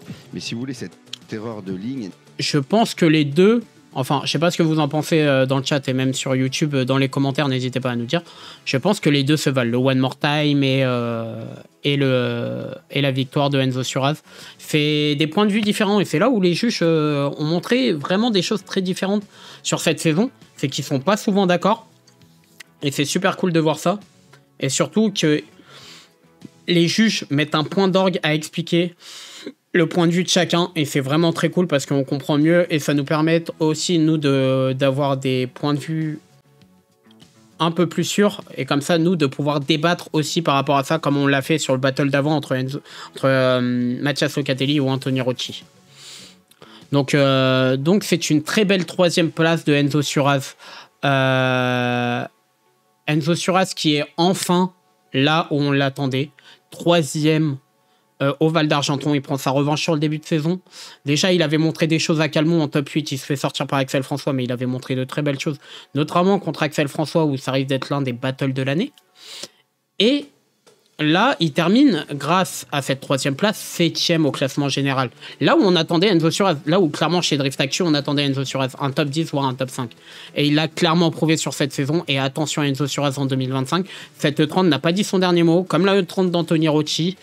Attention à lui, il fait vachement mal, il fait très très mal aux anciens, aux nouveaux, il est arrivé par la grande porte et cette année, on va revenir après sur le battle de la finale, et cette année Enzo Suarez a clairement montré qu'il avait sa place en élite. Il y en a qui ont douté, il y en a qui le voyaient plus haut, mais ce qui est sûr c'est que Enzo Suarez est un pilote élite aujourd'hui et dans le top 10 du championnat de France et l'un est peut-être dans le top 20 des meilleurs pilotes français à l'heure actuelle. Voilà, donc bravo à lui et que du positif pour la suite et hâte de voir ce qu'ils vont faire avec son frère parce qu'ils vont être très très très intéressants à suivre et très très dangereux dans les prochaines années. Et il serait pas impossible que Enzo Suarez un jour se retrouve à battre des gars comme Jason Banet ou des gens comme ça. Il a déjà un très gros tableau de chasse pour son jeune âge au passage. Bravo Enzo et bravo à Elio également et bravo à toute la famille Suarez pour qui. Et voilà cette belle finale entre Anthony Rocci et Jocelyn Janin qui va pas durer longtemps comme la finale pro. Le dernier battle de l'année 2024. Mathias Anthony Rocci qui clairement Anthony Rocci qui voulait pas faire la même erreur que contre Steve Leiber en manche d'ouverture, pas être trop agressif, etc. Et justement, il a mal tapé au mauvais endroit et malheureusement, il peut pas finir son run Anthony Rocci. À ce moment-là, Anthony Rocci, bon, il casse quand même son train avant, gauche. Malheureusement, c'est fini. Jocelyn Janin gagne sa deuxième manche en 2024 et Anthony Rocci termine à la 3e place du podium général. Bravo aux deux pilotes, bravo à Jocelyn Janin pour sa saison, on en a parlé un peu plus tôt.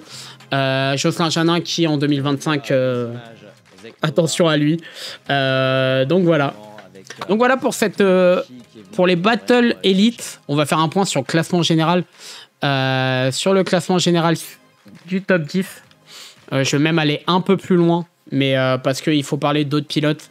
Donc la victoire du championnat revient à Jason Bannet.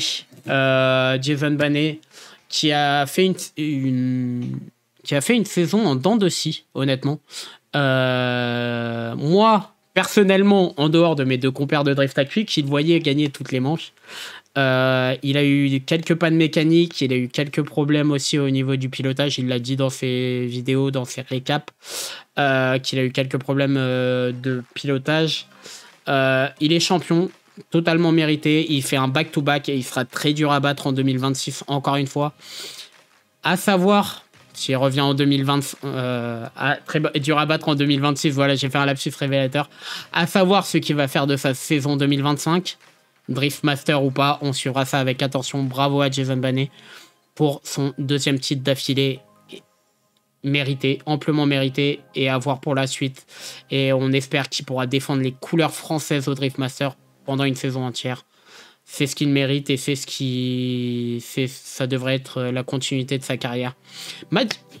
Mathias Locatelli, deuxième avec cette S15. En début d'année, il a découvert la S15, nouveau châssis, nouveau moteur, etc. Il a pris la S15 comme il pouvait. Il a dit au cours de la saison, elle ne sera pas à 100%. Elle a tenu. Et elle a craqué au pire des moments à Calmont. Mathias Locatelli a réalisé une très très grosse saison. Malheureusement, sans victoire. Mais on est quand même sur 3 podiums sur 5 manches. Donc ce qui est incroyable. Avec un peu plus de... s'il n'aurait pas eu cette casse à Calmont, le titre se serait peut-être joué autrement au Val d'Argenton. Mathias Locatelli a fait une très grosse saison avec sa S15. On n'oublie pas qu'à côté de ça, à l'Iron, il a fait un top 8 sur 64 pilotes. Cette S15 lui va comme un gant. Il y a encore beaucoup de choses à faire sur la S15, c'est ce qu'il m'a dit en intersaison. Ils veulent mettre un autre train avant. Ils veulent passer sur le Wisfab V3. Il aura le tout nouveau moteur. Ça risque de faire très mal pour Mathias Locatelli et il pourrait très bien contester le titre à Jason Bannet en 2025 ou voire être favori pour le championnat en 2025 et ça serait tout à fait normal pour Mathias Locatelli. Anthony Rocci, troisième. Juste envie de dire enfin pour Anthony Rocci. Désolé, je suis un peu fatigué. On est à 2h30 de live. 3 heures de live, désolé. Troisième place enfin pour Anthony Rocci. C'est mérité pour lui et cette 30. Il revient de tellement loin. Il a fait les bons choix en 2024 et en 2025 en s'associant à Jacob Sport. Il est plein d'avenir. Wait and see pour la suite pour 2025. La E30 sera encore là pour se battre. Comme il dit, arriver 3e avec ma poubelle, c'est incroyable et il le mérite totalement. Il a enfin ce podium qu'on attendait tant avec une victoire au CFD cette année à Crans-en-Ternois. Donc félicitations à lui et attention à 2025 parce qu'il pourrait peut-être avoir des surprises. Jocelyn Janin, 4e avec une course ou 2 courses en moins. Bravo à Jocelyn Janin, 4e place, 700 points. Il est arrivé nulle part comme une fusée, il est arrivé là-haut. Bravo à lui qui reconfirme que après la saison dernière, qui revient sur le devant de la scène avec la même voiture, le même positionnement. Bravo à lui, c'est totalement mérité. 2 manches gagnées sur 5 rounds. Il en gagne autant que le champion. Donc qui sait que s'il n'aurait pas fait sa saison entière, il n'aurait pas été sur le podium. Ça, on le saura jamais, mais attention à Jocelyn Janin en 2025 parce qu'il faudra compter sur lui. Lui et son équipe est totalement remotivés pour 2025. Laurent Nikitin, 5e. Malheureusement, la dernière manche a été une désillusion pour lui. Il était 3e. Il se battait avec Anthony Rocci. Malheureusement, il finit en top 32. Laurent Nikitin n'enlève pas que c'est sa meilleure saison de sa carrière. Cette F14.5 marche très très bien. Elle est de plus en plus... Il roule beaucoup, elle est de plus en plus incisive. Lui aussi au niveau du pilotage, on l'a vu faire des très beaux chases, des très beaux leads. On l'a vu faire 2 podiums cette année. Il a clairement montré qu'il fait partie de l'élite des pilotes français, qui fait repartie de l'élite des pilotes français. Et Laurent Nikitin pourrait très bien jouer le podium l'année prochaine. Axel François, on a déjà un peu parlé plus tôt. 6e avec 4 voitures. Bravo à lui pour cette saison qui a été une fois de plus compliquée. Qui revient de loin. Il n'a pas des saisons faciles. Entre les casses mécaniques, des fois c'est les chocs, les accidents, comme il y a 2 ans au Driftmaster.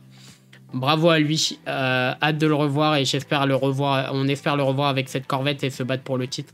Kevin Josu, on en a déjà parlé aussi.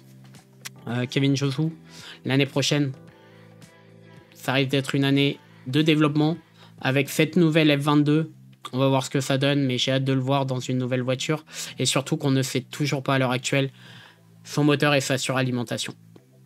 Jem Fourel 8ème, totalement mérité. Que dire de plus de Jem Fourel qui, sur l'année, fait 2e au Val d'Argenton, qui a été là en qualif, qui a été là en battle. C'est la place qu'il mérite et l'année prochaine, ça sera à confirmer avec son frère. Et Karim, je les mets dans le même panier tous les trois parce que ils ont à peu près le même pilotage et en même temps, ils sont potes tous les trois. Donc vraiment, bravo à lui et bravo à son frère également, Lou, qui finit 12e. Enzo Suraz qui finit à la 9e place du classement. Donc dans le top 10, j'avais dit 7e tout à l'heure, désolé. C'était un lapsus. Enzo Suraz avec 460 points, un podium, 1 ou 2 top 8 je crois, et un début de saison en dessous de ses performances. Attention à l'année prochaine. Et Steve Leiber qui ferme ce top 10, qui réussit malgré 2 manches en moins à finir dans le top 10. Une grosse pensée à Steve Leiber qui va revenir très fort l'année prochaine et qui jouera sans doute le titre l'année prochaine avec sa F15 LF. Donc attention à Steve Leiber et cette année qui aurait pu se battre jusqu'au bout, qui malheureusement n'a pas pu le faire et à qui j'envoie une grosse force et une grosse pensée à lui et qui va faire très mal l'année prochaine. Concernant le reste du classement, Sofiane Yazid, André Silva qui finit 11e. André Silva l'année prochaine, qui a été une de nos révélations de l'année d'ailleurs avec cette 1M de Banesport. Attention à l'année prochaine. Et ensuite, on voit les Lou Fourel, les Sofiane Yazid, Vavasseur qui termine 17e, Esteban 15e, à qui j'ai une pensée aussi. 14e place pour Guigui, pour Guillaume Gleyo, que j'ai dit plus que ça. Guillaume Gleyo, attention à lui l'année prochaine. Nadej fait enfin une saison, fait enfin une bonne saison. Il roule très bien avec. Je pense à Fred Wivet qui est 18e lui aussi. Donc attention à ces 2 pilotes également. Et à Sofiane Yazid, 13e. Je pense à Sofiane Yazid qui a fait sa première finale, pas sur sa voiture, qui a changé 3 fois de moteur, qui a changé 2 fois de moteur sur la E30 cette année. Maintenant, il a un M50 turbo. Il a eu un 3UZ. À savoir qu'il prépare pour 2025. Est-ce qu'il reste sur cette E30 qui a montré de belles choses en fin d'année, ou à savoir ce que va faire Sofiane Yazid. Donc voilà pour la saison 2025 du championnat de France, alors qu'on finit sur les images du podium. Que vous dire sur la saison 2025? Elle a été incroyable, unique. Il y a déjà, je vous prépare sur YouTube, on va faire un récap total de la saison sur 2024 parce qu'il y a beaucoup de choses à dire. Une vidéo bien qui compacte les 5 manches avec les aboutissements, tout ça, les aboutissants de la saison, tout ce qui s'est passé. Pilote par pilote, manche par manche. On va faire un très gros récap de 30-40 minutes. Ça va être incroyable. Parce qu'il y a beaucoup de choses à dire sur cette saison qui a été unique en son genre.